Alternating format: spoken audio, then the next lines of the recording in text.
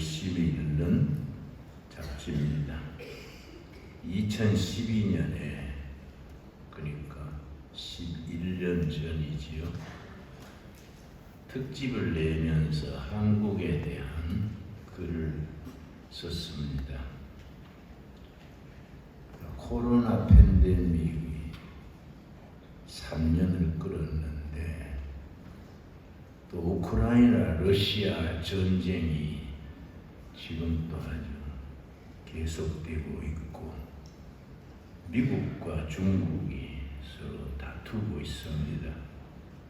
그러면 코로나 팬데믹 이후 우크라이나 전쟁 이후 세계는 어떻게 변할까? 거기에 대한 글입니다. 어떻게 썼느냐 하면은 우크라이나 전쟁 이후 코로나 이후 G7 시대는 지나간다. 그리고 브릭스 시대도 지나간다. 거츠 시대가 올 것이다. 그렇게 썼습니다. G7이라는 것은 동양의 일본, 서양의 6나라 합쳐서 7나라 선진국을 G7이라고 부릅니다. 그 시대가 지나간다는 거지요. 또 브릭스 시대가 지나간다는 것은 B는 브라질, R은 러시아, I는 인도, 인디아, C는 차이나, 중국, 마지막 S는 사우스 아프리카 공화국을 브릭스라 그럽니다. 그 시대도 지나간다는 겁니다. 그리고 거츠 시대가 온다. 거츠는 네 나라의 머리 글자를 따서 GUTS 거츠를 합니다. G는 저머니 독일, U는 물론 USA 미국, T는 터키, 마지막 S가 뭐이냐? 사우스 코리아. 한국, 대한민국이 2030년 지나 2040년으로 옮겨가면서 세계를 주도하는 네 나라 중에 한 나라로 부상할 것이다. 외교 전문 잡지에서 썼습니다. 그건 뭐 교회 잡지도 아니고 외교 전문 잡지에서 그렇게 쓴 거지요. 그렇게 했더니 여러 항의들이 많이 있었던 것 같아요. 특히나 한국이 그래 된다는 것은 이해가 안 간다. 코리아는 뭐 남북 분단돼 있고 정치도 맨날 싸워싸고 자원도 없는 나라에서 어떻게 세계사를 이끌어가는 네 나라 중에 한 나라가 될 건가 질문이 많았던 것 같아요. 거기에 대해서 5가지 이런 조건으로 한국이 그런 나라가 된다. 5가지를 적었습니다. 그 5가지를 우리가 세밀히 살펴보면은 참 우리는 모르는데 세계적인 외교 전문 잡지, 세계적인 학자들이 우리나라를 그만큼 인정하는 거지요. 첫째를 뭘 들었냐 하면은 한국인의 국민성, 그 글에서는 네이셔널 캐릭터, 국민성, 한국인의 국민성이 그렇게 만든다는 거지요. 한국인의 국민성이 뭐냐? 근면, 부지런한 것 첫째, 둘째 열정, 패션.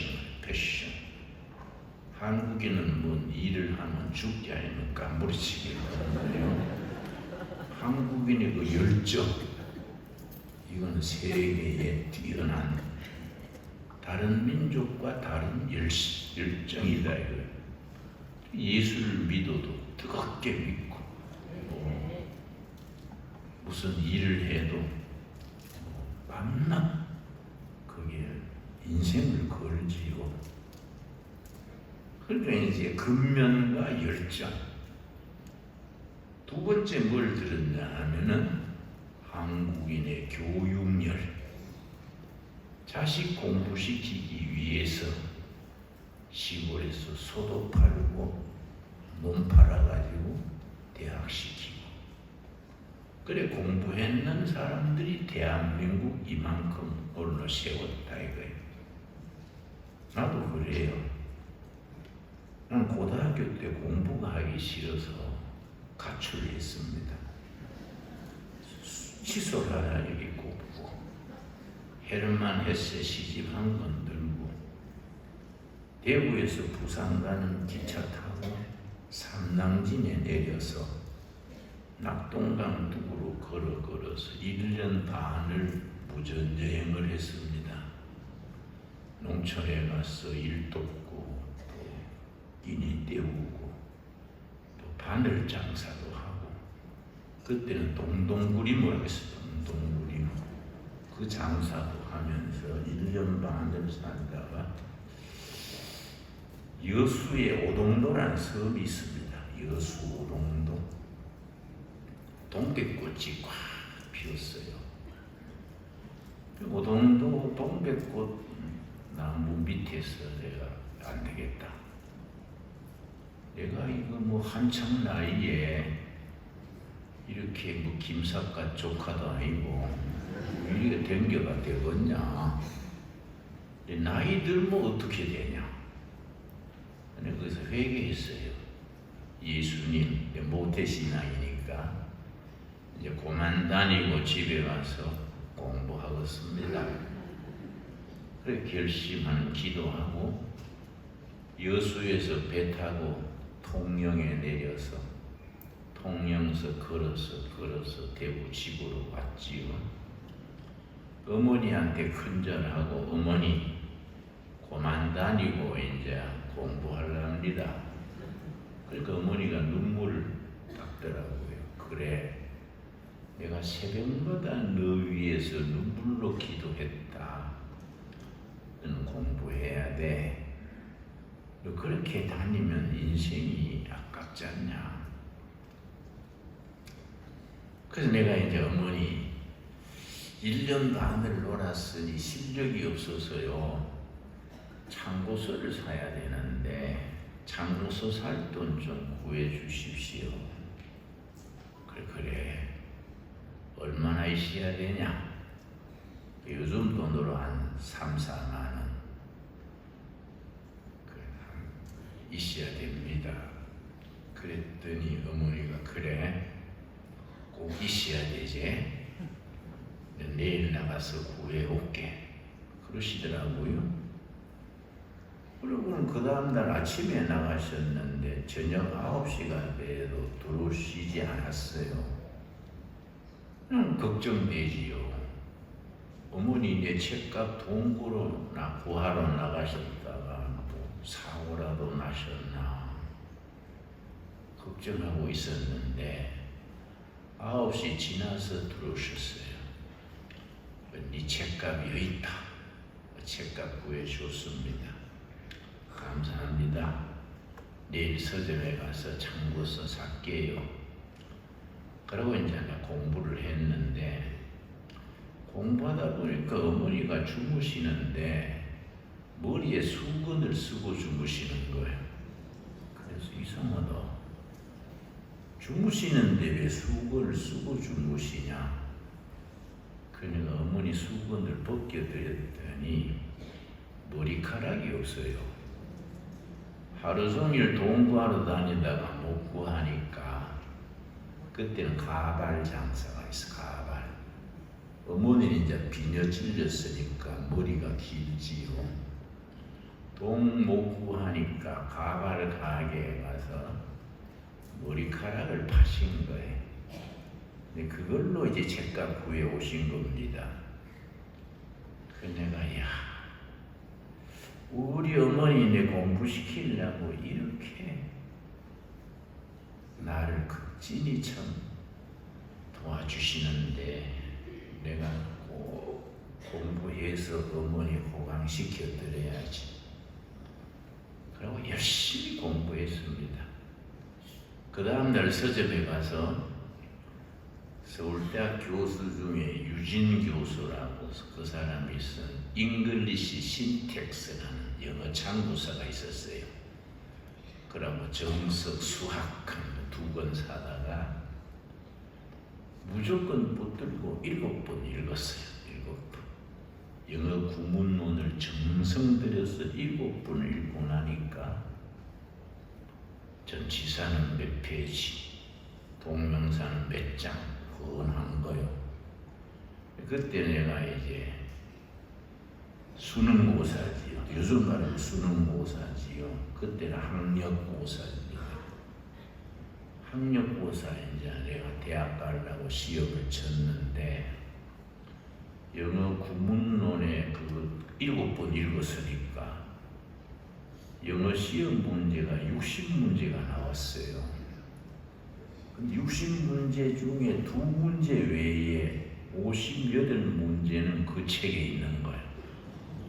그래서 내가 좋은 성적 받았지요. 그래서 내가 지방대학에 가서 장학금 받아서 공부했는데 한 학기에 한 번씩 장학금을 받아요. 꼭 어머니 갖다 드렸어요. 어머니 장학금 받았습니다. 갖다 드리면은 어머니가 그렇게 기뻐하셨어요. 우리 부모들의 그 교육열, 자기는 굶어도 자식을 공부시키고 셋방살이 해도 애들은 학원 보내고 유학 보내고 한국의 부모들 아닙니까? 그 교육열이 세계의 1등 국가가 된다는 겁니다. 세 번째 뭘 들었냐면은 한국인의 기술, 테크놀로지, 고등기술. 요즘 해외에 나가면은 한국 그러면은 기술국가, 옛날하고 다릅니다. 옛날에는 뭐 한국을 우리가 고래 사오매 새우 등 터진다 뭐 그랬지요. 지금 해외에 나가면 우리가 새우가 아니요. 당당한 고래예요, 고래. 고래 중에 작은 고래, 돌고래지요. 미국이나 중국 같은 데는 큰 고래라 그러면 우리도 고래, 작은 야무진 고래지요. 한국 그러면 기술을 인정해 줍니다. 뭐 반도체는 말할 것도 없고 뭐 배터리, 원자력, 뭐 조선, 제철, 한국 기술이 세계에 뭐 인정받지요.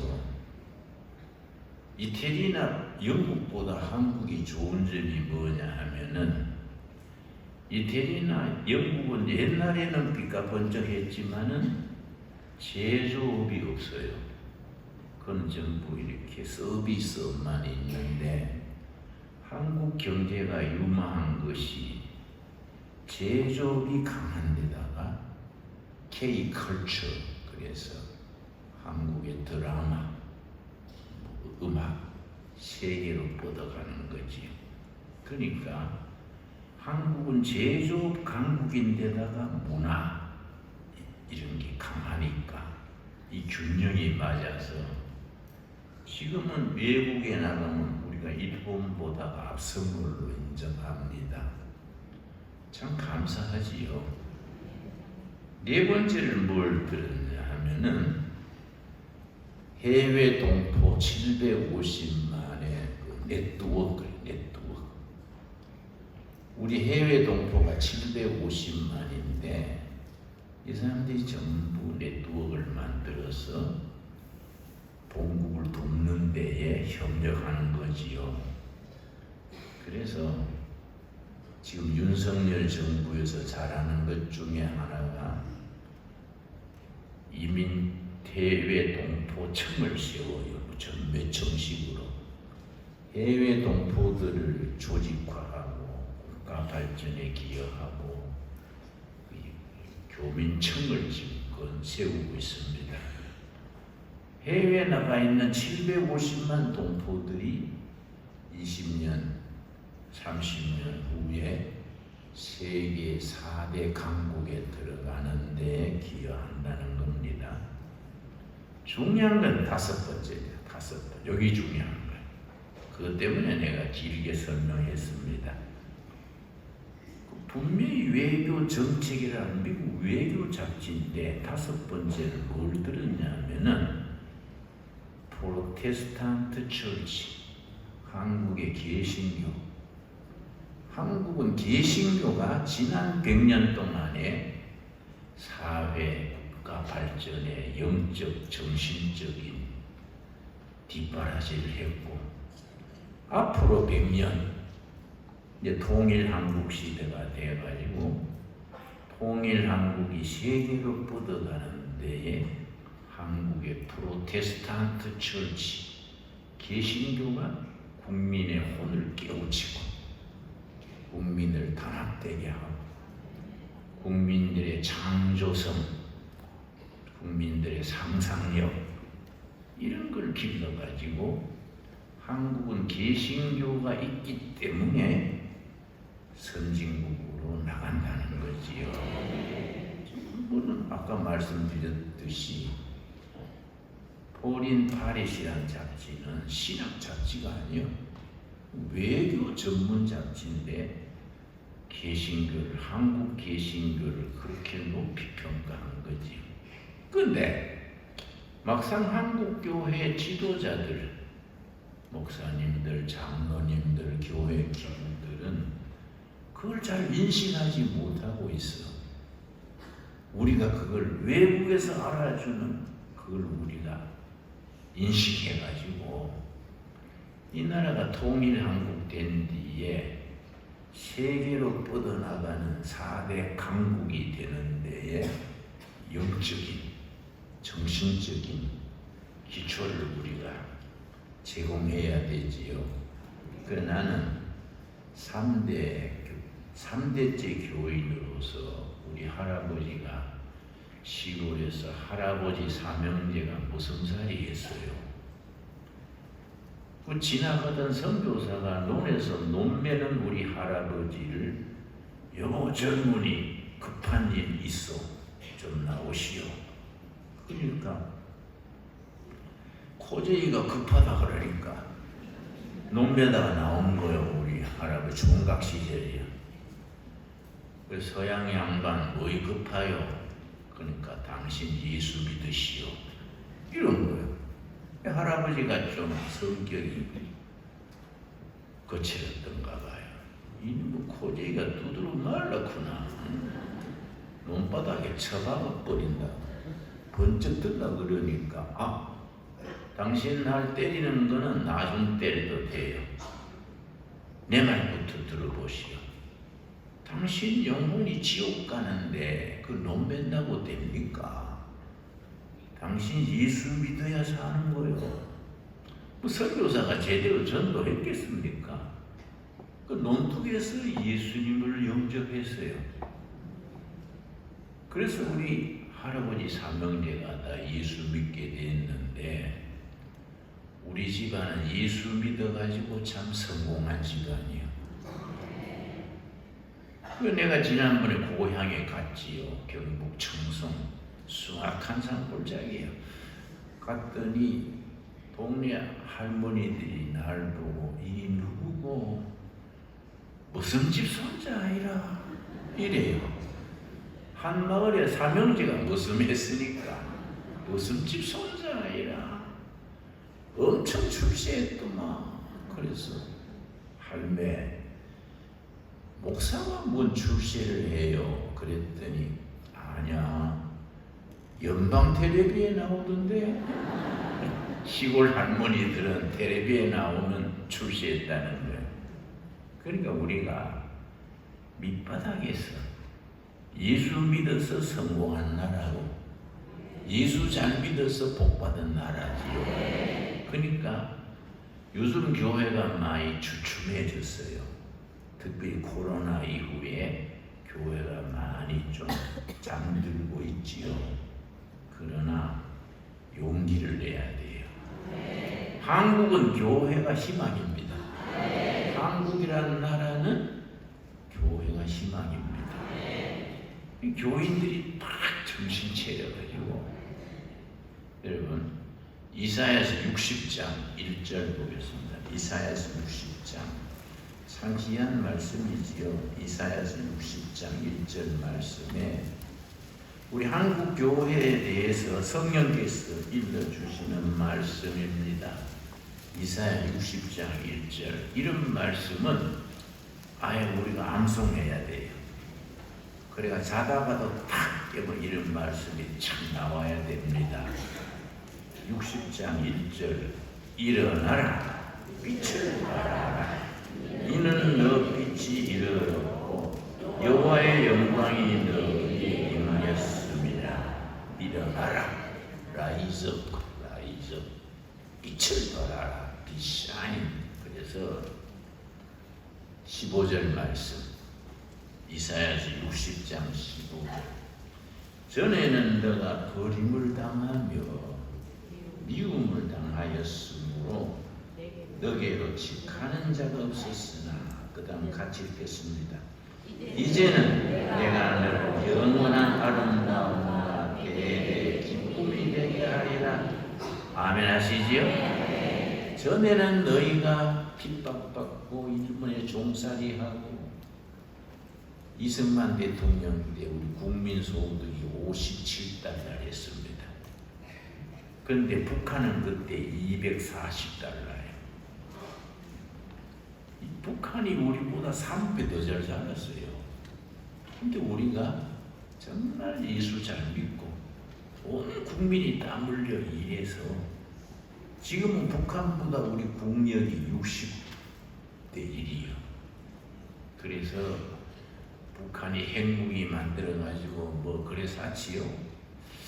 내가 친구 아버님이 주역을 기피한 어른이 있는데 주역과 운세도 보고 그런 어른인데 내가 물었어요. 어르신네 주역을 기피하시는데 북한 핵이고 어떻게 될까요? 걱정스럽네요. 그랬더니 한참 일이 하더니 김 목사 걱정하지 마라. 어린아이가 성냥통 갖고 놀다가 그 불에 타 죽는 상이야. 북한은 핵 때문에 망한다. 그러니까 걱정하지 마소. 그 사람이 그래서가 아니라 우리나라는 정말로 하나님이 보호하사죠. 하나님이 보호하사. 고비 어려운 일이 있었지만은 늘 발전하고 또 우리 교회가 힘이 있어가지고 전 세계에 해외 선교사 보내는 숫자가 우리가 26,000명이지요. 인구 비례로 우리가 세계 1등입니다. 그런데 교회사를 공부해 보면은 선교사 많이 보내는 나라 교회는 하나님이 반드시 축복하십니다. 그러니까 이제 통일 한국이 되면 빨리 나라를 발전시켜가지고 선교사를 많이 보내야 돼요. 26,000명이 46,000명, 80,000명. 전 세계 선교사 보내는 1등 국가가 되면은 하나님께서 이 나라를 축복하시고 한국 교회를 크게 쓰실 줄로 믿습니다. 그런 긍지를 가져야 돼요, 우리가. 그래서 바닥에서부터 다시 시작해야 됩니다. 여러분, 우리 운동권, 저도 뭐 한때 운동권 속해 있었습니다만은 친북, 좌파 운동권들이 오반 운동. 김일성이 남한을 적화시키는데 10계명이 있어요. 10계명. 김일성, 김정일 내려오면서 남한을 공산화하는 10개명. 네 번째가 뭐냐 하면은 교회를 분쇄하라. 10가지 중에 하나에 네 번째 교회를 없애버려라. 그래서 뭐 건강한 진보 좌파도 많은데 삐딱한 진보 좌파들은 오반운동 5가지 반대 운동, 반미, 반일, 반개신교, 반재벌, 반강남, 이 오반운동이라 그래. 그런 걸 가지고 교회를 괴롭히잖아요. 2년 전에 일본에 여러분 2년 전에 그 KBS, MBC에 저녁에 기자 수첩 고발한 거 있지요? 밤 10시인가 나오는 1년에 교회의 비리를 고발한다면서 33번 나왔어요. 심지어 선교사의 비리까지 외국 가가지고 선교사가 뭐 호화주택 짓고 뭐 식모를 세뜨리고 뭐 이런 거를 찍어가지고 밤 10시, 11시에 50분간 방영하는 거예요. 그러니까 이게 1년에 33번 나왔으니까 국민들이 볼 때 교회는 타락했구나 이런 생각하게 만든 거예요. 이걸 우리가 회복해야 되지요. 한국 교회가 이 나라를 이만큼 발전하는데 미끄럼이 돼 있는데 고맙다 소리는 안 하고 자꾸 씹어서 하면은 그 사람들이 벼락 맞을 짓이지. 그렇지요? 근데 우리가 이걸 확신을 가지고 지금 뒤로 주춤하지만은 10년, 20년 바닥에서부터 쌓아 올리면 다시 교회 부흥의 역사가 있을 줄로 믿습니다.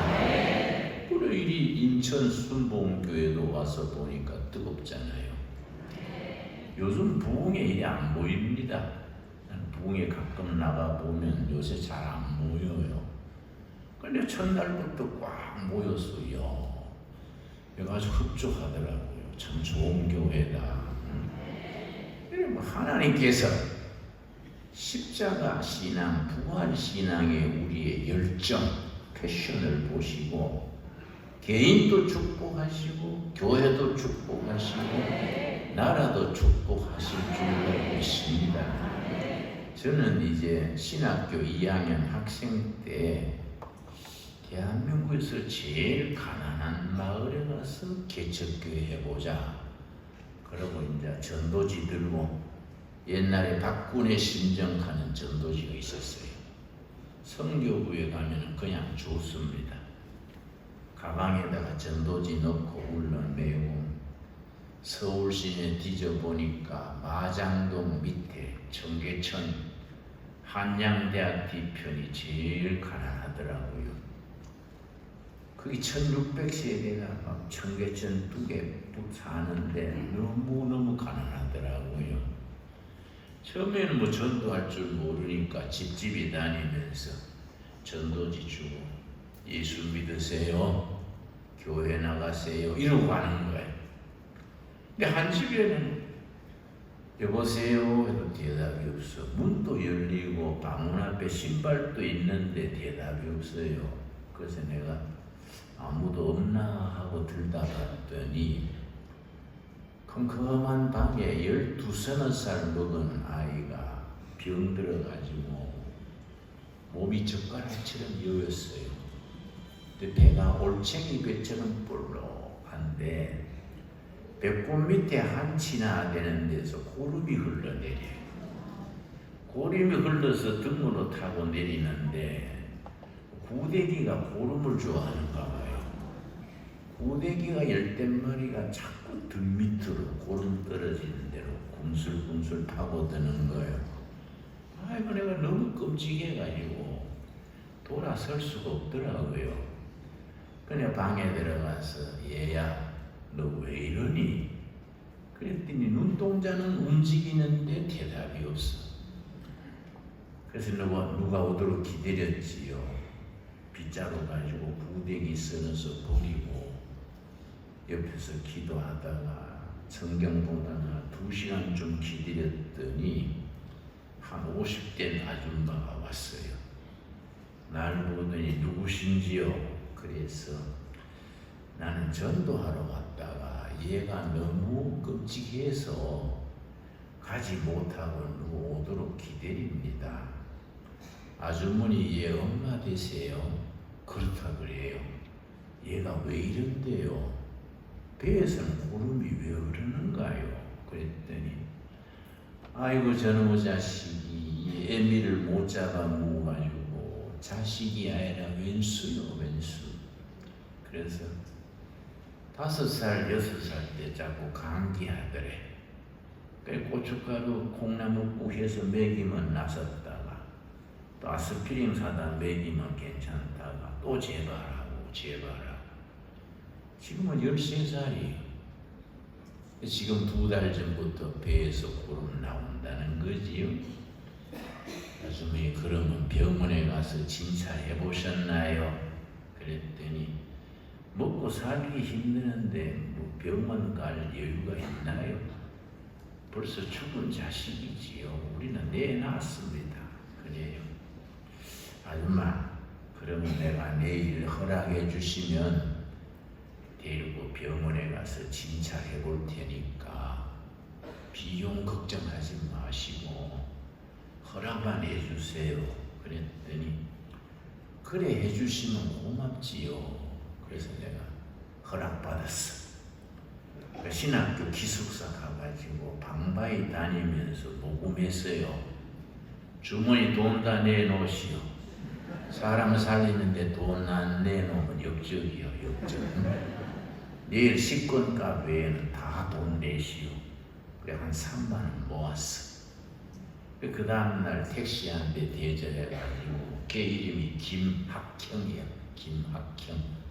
걔 택시에 태워가지고 저 사직터널 옆에 가면은 시립아동병원이 있어요. 사직공원 옆에. 그 시립아동병원에 가서 전부 사진 찍고 진찰해 보더니 척추결핵이야. 척추결핵. 사진에 척추 5개가 3개는 폐병균이 먹어버렸어. 2개는 절반 먹었는데 거기서 고름이 흐르는 거예요. 막 의사 선생님 나를 되게 뭐라 하더라고요. 이 결핵이라는 건 정부에서 약도 주고 하는데 이렇게 되도록 도냐고. 아이고 죄송합니다. 나도 뭐 그 교회 전도하러 갔다가 만났는데 어떻게 하면 고칩니까? 그랬더니 얘는요 약 먹고 날 단계는 지나버렸고요 대수술을 해야 됩니다.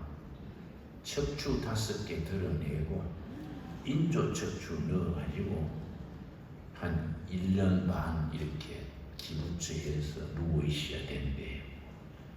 수술비가 얼마나 들지요? 그러니까 내한테는 까무러칠 돈이지요. 그때는 보험도 없었으니까. 그래서 내가 선생님 수술 길 열흘 동안에 약이라도 먹게 약 좀 주세요. 그랬더니 얘는 약 먹고 날 단계가 아닙니다. 그래서 그래도 약이라도 먹으면서 기도해야지요. 2달치 약을 적어왔어요. 집에 와가지고 학형아 너 의사 선생님 말 들었지? 약 먹을 단계는 지났대. 그러나 약 먹을 때마다 기도하는 거다. 꼭 수제비든 국수든 먹고 약 먹고 기도하는 거야. 너 기도할 줄 아니? 몰라요. 그래서 그래 너 그걸 아냐? 안 돼. 기도문을 적어줬습니다. 예수님 나 학형이는 낫고 싶어요. 나도 나서가지고 좋은 일하고 예수님 사람 되겠습니다. 예수님 이름으로 기도드렸습니다. 아멘. 이렇게 딱 적어서 줬더니 걔가 착해요. 꼭 무슨 국수라도 한 그릇 먹으면 그거 들고 이런 거예요. 예수님 이름으로 기도드립니다. 20날이 지나니까 구름이 그쳐. 한 달 지나니까 눈동자에 총기가 돌더라고요. 저 엄마가 희망이 있으니까 엄마도 기도하는 거예요. 내가 신학교 못 마치고 그 동네 학회에 보러 갔더니 저 엄마가 요 뒷뜰에 상에다가 물 한 그릇 떠놓고 비나이다 비나이다 하늘님 비나이다 저라고 또 비나이다 비나이다 하늘님 비나이다 그러는 거예요. 아줌마 뭐 하세요? 그러니까 기도하시라요. 그래서 뭔 기도를 그렇게 산신령한테 빌듯이 그래 하세요? 그랬더니 기도할 줄 몰라서 그러지요. 아줌마 물은 왜 떠났어요? 그러니까 아무것도 없이 허전해서 떠났대. 그럼 내가 성경 드릴 테니까 물그릇 치우고 성경 놓고 육신의 아버지 대신에 영의 아버지 하나님이요. 육신의 아버지한테 부탁하듯이 하나님 아버지 우리 학형이 도와주세요. 그렇게 이야기하는 게 기도입니다. 가르쳐 줬어. 그 엄마도 그렇게 이제 하고 나도 기도하고 그랬는데 2달 지나니까 빠듯이 일어나더라고요. 문고리 잡고요. 빠듯이 일어나는데 저 엄마하고 나하고 옆에서 성령님 학회의 허리에 힘 주십시오. 기도하는데 빠듯이 일어나더니 한 발, 2발 딛는 거예요. 그 뒤로 금방금방 좋아지는 거예요. 뭐 골목에 뛰어다니고 한 번은 신학 공부하고 이제 오후에 갔더니 골목에서 걔가요 동네 애들하고 씨름을 해요. 내가 간이 철렁해가지고 학형아 넌 허리가 나쁜데 씨름하다가 허리 내려앉으면 어떡하냐 그랬더니 다 나셨시오 그래서 저감한테 물어봤지요. 아주머니 얘가 이상해요. 골목에서 애들하고 씨름을 하잖아요. 감 떨어질 뻔했습니다. 그랬더니 저 엄마가요. 글쎄요. 다 나은 것기도 하고. 그래서 내가 그 다음날 택시 대절해가지고 시집 아동병원에 다시 갔지요. 참 검사해보더니 얘는 완치됐습니다. 그러니까 야 성령님이 우리 기도 들어주셨구나. 얼마나 감사한지. 주머니에 있는 돈 털어가 막 사탕 뭐 다 사가지고 동네에 들어와서 애들 잔치했어. 우리 예수님이 학회에 고쳐주셨다. 동네 애들 파티를 연 거예요. 근데 그 뒤에 내가 그 동네 가면 동네 노인들이 내가 지나가면 저런 아무개집 아들 고추병 고친 어른이야. 우리 동네에 예당 세워달라 하세. 이런 동네 교회가 세워지면 손주들 교육에 좋지 않겠는가. 노인들이 그래요. 젊은 아줌마가 날 만나면 선생님 교회 언제 서요? 교회 서면 우리 부부는 다니기로 했습니다. 이러는 거예요. 학교이기 때문에. 그래서 내가 이 동네 개척교회 하려는 기구나. 그래서 교회를 세우지 않았겠습니까? 1971년 10월 3일이요. 개천절이자 주일이랬어. 그날에 이제 개척 예배를 했는데 참 세월이 빠르지요. 53년이 지났어. 그러다가 뭐 돈 떨어지고 내 며칠 굶었어요. 굶고 주일날 설교하려니까요. 막 매식하고 막 어지럽고 날 쳐다보는 교인들 얼굴이 밥그릇처럼 보여. 야, 굶고는 설교도 못하겠네. 그래서 내가 동네 청년들 모아가지고 넉마주의 한 거예요. 그 개업하기 쉽더라고요. 망태가 900원, 집게가 40원이에요. 새벽기도 마치고 망태 메고 찌개 들고 나가면 우리 구역이 나와바리 그래. 나와바리 뚝섬 그 지역이. 그 가서 공장에서 버리는 쇳동가리, 비닐루, 종이 이런 거 주스면요 하루 밀가루 2폰은 삽니다. 22kg짜리. 한 폰은 내가 먹고 교회에서 쓰고 한 폰은 매일 굽는 집에 갖다 주는 거예요. 그때는 참 한국이 어려웠습니다. 우리나라 이만큼 사는 거 감사할 줄 알아야 돼요. 국민들이 감사할 줄 몰라. 모두 불편이 왜 그래 많고 왜 그렇게들 다투 삼고 하는지. 그때 71년 그때 비하면 우리나라는요 정말로 새우가 고래가 된 거예요. 감사해야 돼요. 굽는 집에 교회에서 밀가루 한 포 가져가면요 가정주부가 애들 데리고 굶다가요 눈물 흘려요. 그러고 애들은 굶다가 교회에서 밀가루 가져가면 깡충깡충 뜁니다. 너무 보람이 있어요. 그래서 넉마주의를 하면서 넉마주의가 이제 막 쓰레기통 뒤지잖아요.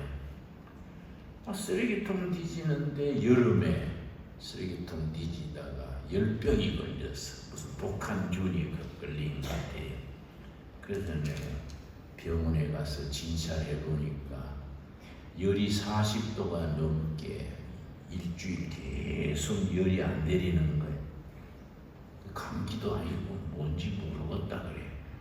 의사가 모르면 됩니까? 어떻게 하면 돼요? 그러니까 푹 쉬고 고기 많이 먹고 이거는 뭐 약이 없습니다. 그래서 내가 참 낙심해가지고 야, 이 더 있다가는 내가 일찍 죽겠네. 하나님의 일도 살아남아야지 죽어버리면 안 되지 않냐 싶어가지고 내가 이제 짐을 묶었어. 떠나려고. 짐을 묶어놓고 용달차 부르러 나오는데 동네 아이들이 교회 마당에 놀고 있는 거예요. 내가 나가니까 전도사님 동화해 주세요. 와 모이는 거예요. 얘들아 내가 그 정신이 없다. 그냥 놀아라. 애들 보는데 짐 갖고 떠날 수 없지 않습니까? 그래서 애들이 흩어진 데에 가야지. 방에 들어와서 2시간쯤 있다 나가니까 애들이 흩어진 게 아니라 더 불어났어. 들어갔다가 나왔다가 오후 3시가 됐는데 안 되겠다. 네, 밤에 떠나야겠다. 애들 보는데 갈 수가 있냐? 야간 도주하고 교회 쓰던 건물은 경로당에 하든지 해야겠다. 밤새도록 기다렸지요. 밤 되려면 시간이 있는데 마지막으로 빈민촌, 뚝방촌 한 바퀴 돌았습니다.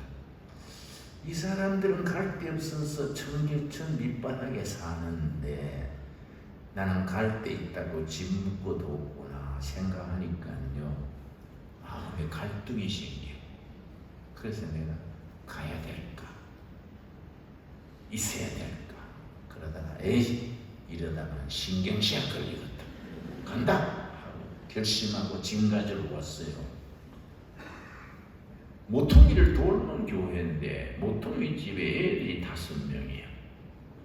5명이 다 여름에 방문 닫아놓고 신발이 다 방문 앞에 있어서 이상하다. 얘들은 왜 방에서 문 닫아놓고 있나? 그래서 여보세요 하고 열어보니까 13살에서 3살까지 5남매가요 쭉 누웠어요. 대낮에. 너희 감기 걸렸냐? 왜 그래? 들어가서 이마를 짚어보니까 열은 없는데 애들이 영 기진맥진했어요. 너희 왜 그래? 그랬더니 제일 큰 애가 13살짜리가 전도사님 엄마 사흘 전에 장사 나가시고 굶으시오. 저 을지로 육가에서 포장마차, 참새구이 이런 거 하는 우동 장사하는 엄마인데 아버지는 술 먹고 사람 때려서 유치장 가 있고 엄마가 포장마차 하다가 사흘간 안 들어온 끼지요. 하루 벌어 하루 먹는 집에 엄마가 안 들어오니까 애들이 굶은 거지요. 그래서 야, 너희들 그러면 교회 연락하지. 수제비라도 같이 먹으면 되지. 왜 생으로 굶었냐. 그런데 5 애들이 일어나서 우는데요. 3살짜리 사내 아이가 일어나 앉으면서 눈물을 뚝뚝 떨어뜨리면서 엄마 배고파 우는데 그 3살짜리 배고파 우는 얼굴을 가만히 보는데요. 그때 예수님의 얼굴이 나타났어요. 그 3살짜리 얼굴에. 그러니까 깜짝 놀랬지요. 내가 천국 가면 예수님한테 물어보려 합니다. 그때 그 3살짜리 얼굴에 예수님이 진짜 예수님입니까? 내가 환상을 본 겁니까? 내가 물어보려 그래요. 그 예수님의 얼굴을 보니까 정신이 번쩍 드는 거예요. 아, 예수님은 이 동네 떠나는 걸 원치 아니하시는구나. 예수님은 나를 위해서 죽으셨는데 나는 뭐 신학하고 뭐 목사대회가 더 큰일 하겠다고 집 묶어놓고 떠날라 하는구나. 그 예수님의 뜻이 그게 아니구나. 그래서 교회 가가지고 묶어놨던 짐 풀었어요. 내렸던 간판 다시 걸고 그 가게에 가서 물국수라서 물국수 밀가루 반죽을 기계에 넣고 돌리면은 국수가락이 쭉 나옵니다. 이게 물국수라 그래요. 그거 사와가지고 냄비에 끓여가지고 우리가 먹는 거예요. 얘들아 먹기 전에 기도하고 먹자. 손잡고 예수님 내가 힘든다고 떠날라 했을 때 배고파 우는 애들 눈물 속에서 내가 있어야 할 것을 알게 해주셔서 감사합니다. 예수님의 이름으로 얘들 눈물 닦아주는 목회하겠습니다. 그걸 기도했어요. 그 나중에 그 집이 13살짜리 애가요. 공부 열심히 해가 연세대학을 들어갔어요. 그런데 내가 집에 뭐 재정이 안 되니까 입학금을 못 낸다 그래서 내가 불렀어요. 예, 우리 교회에서 네 입학금 대줄게. 낙심하지 말고 댕겨라. 그랬더니 내가 돈이 없어. 내가 다시 노동판이라도 해가지고 내연에 가시려 하는데 교회도 어려운데 장학금 줘서 감사합니다. 우는 거예요. 우는 거예요. 그래서 우리 교회에서 왜 네 장학금 주는지 아냐? 아직도 이 나라에는 굶는 어린이가 많고 자식 굶기는 부모의 탄식이 있어. 열심히 공부해가지고 그런 애들, 그런 부모가 없는 나라 만드는 일에 네가 헌신하라는 거야. 교회가 할 일이 그런 거 아닙니까? 우리끼리 모여가지고 할렐루야 감사합니다 하면 아니지요. 교회가 열심히 기도하고 응답받고 그래서 헌금해가지고 이 인천 지역에도 어려운 집들 많지 않습니까? 예수님의 이름으로 눈물 닦아주고 상처를 보듬어주고 그 교회가 해야 될 일 아니겠습니까? 여러분 우리 요엘서 2장 28절에 아주 귀한 말씀이 있습니다. 요엘서 2장 28절 구약성경 1272페이지. 그 후에 내가 내 영을 만민에게 부어주리니 너희의 자녀들이 장래일을 말할 것이며 너희 늙은이는 꿈을 꾸며 너희 젊은이는 의상을 볼 것이며. 예수님 오시기 700년 전에 요엘 선지가 장차 성령이 임하시면 우리 자녀들이 예언할 것이고 젊은이가 환상, 비전입니다. 비전을 볼 것이고 늙은이가 꿈을 꾸게 된다. 이게 언제 이루어졌느냐? 사도행전 2장 17절 말씀.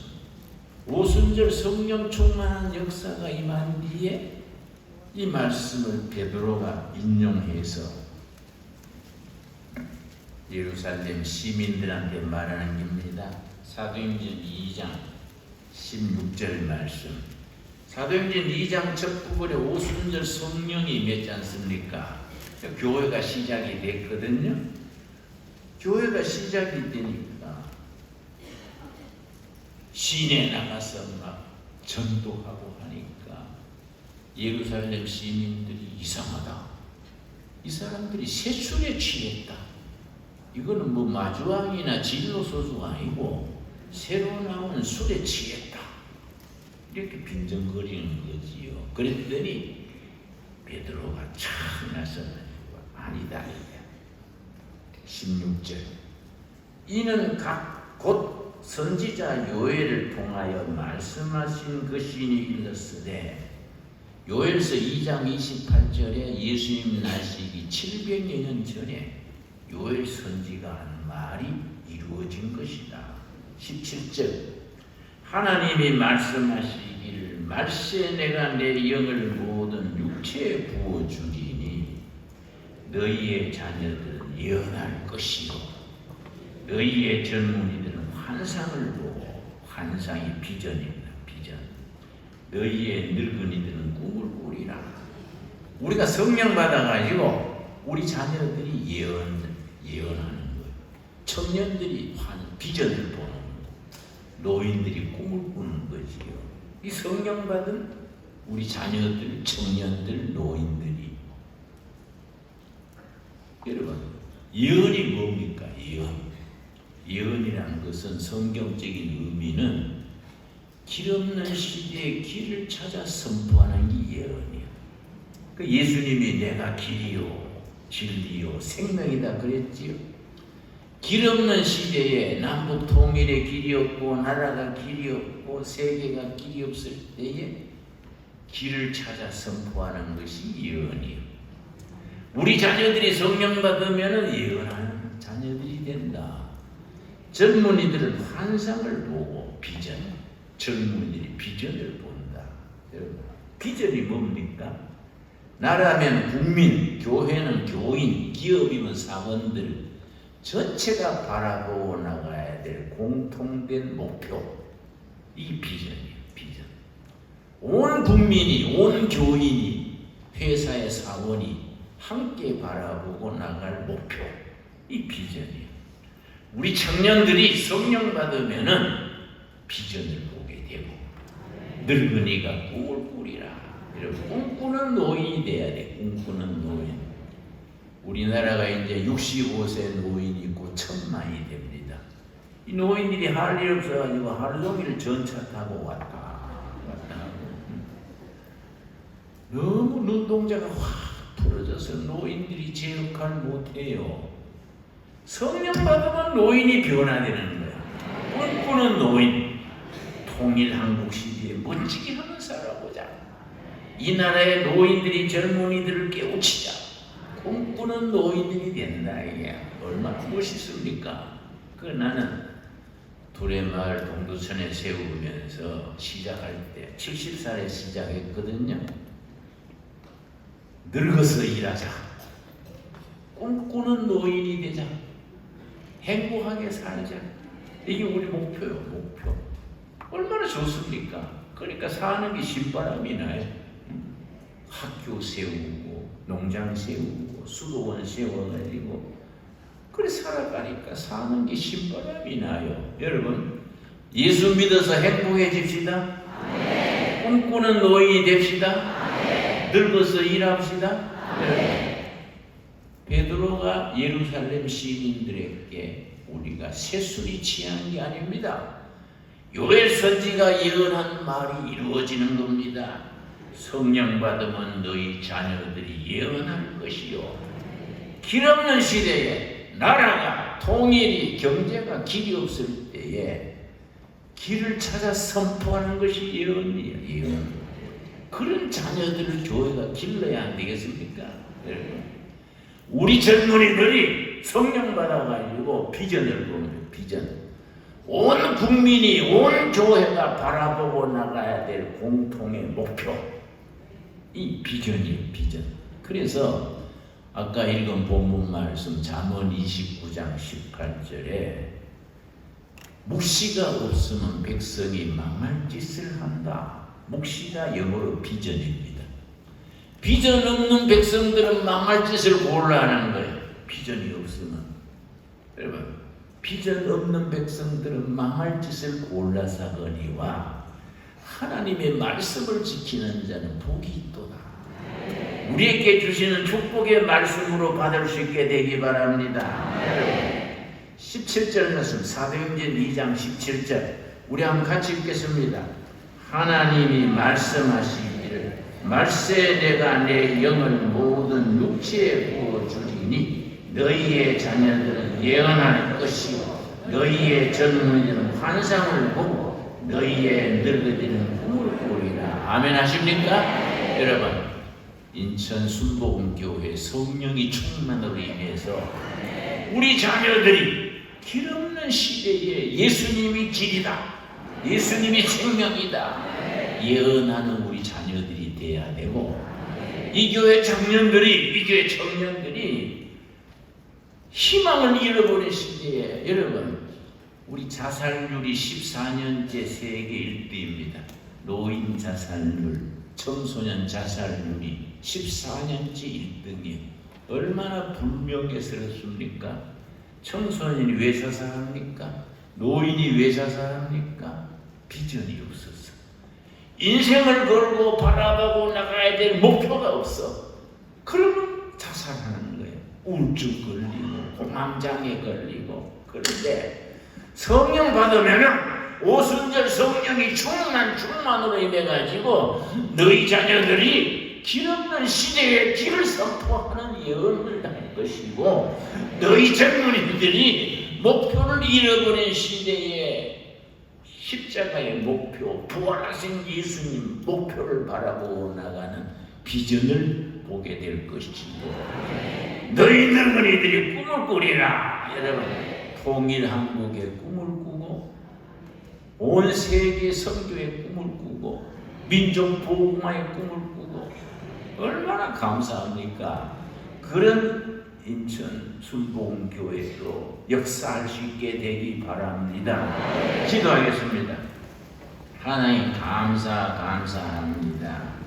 성령께서 임하셔서 우리 자녀들이 길없는 시대에 길을 선포하는 예언자가 되며, 우리 젊은이들이 목표를 잃고 우왕좌왕하는 백성들 사이에 희망의 목표를 세우며 비전을 세우는 젊은이가 되게 하시고, 노인들이 꿈꾸는 노인, 하늘나라의 꿈, 민족 복음화의 꿈, 통일 한국 시대의 꿈꾸는 노인들이 이 재단에 모이게 하여 주시옵소서.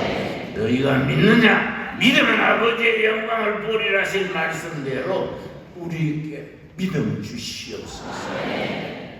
예수님 이름 받들어 기도드렸사옵나이다. 아멘.